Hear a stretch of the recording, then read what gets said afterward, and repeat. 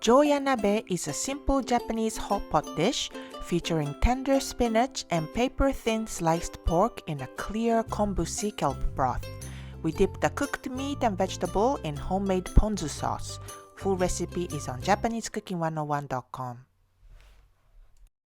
First, soak the Kombu sea kelp in a pot of water for 30 minutes. Meanwhile, cut the spinach into 3-inch length. Spinach is in season during winter, and it's the main ingredient of this hot pot. Seasonal vegetables are nutritious, flavorful, and reasonably priced.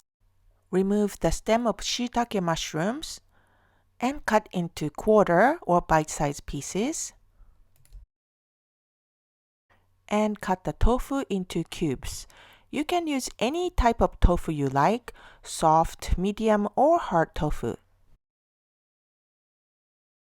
Next, we make a simple ponzu sauce. We are using a lemon today, but you can also use yuzu if you can find it. Squeeze the juice and mix with soy sauce. You can also add some vinegar. Once you are done preparing the ingredients, heat the water and kombu over medium heat until just before boiling. Then remove the kombu. Add some sake if you like, and we are going to start cooking. Add the tofu and shiitake mushrooms first, and cook for a few minutes, and bring back to a boil. And add some very thinly sliced pork, cut for shabu-shabu. Although the pork is more common for Jyoya Nabe, you can substitute any protein such as chicken or beef.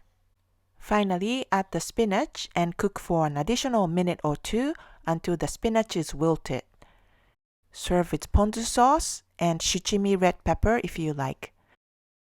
Jyoya Nabe means every night hot pot in Japanese, suggesting this is good enough to eat for dinner every night. And we think so too. Simple, healthy, and delicious. Hope you try this soon. 美味しい。美味しいね。